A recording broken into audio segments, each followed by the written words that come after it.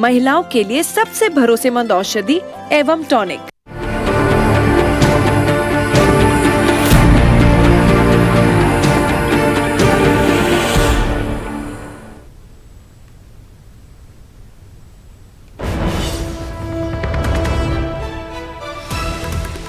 पटना से इस वक्त की अहम खबर आपको दे दें।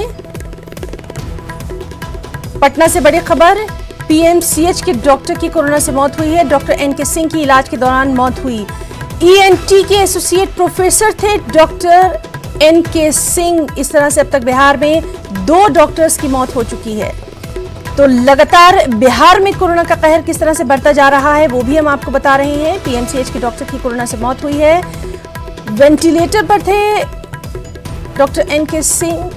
ईएनटी के एसोसिएट प्रोफेसर थे डॉक्टर सिंह।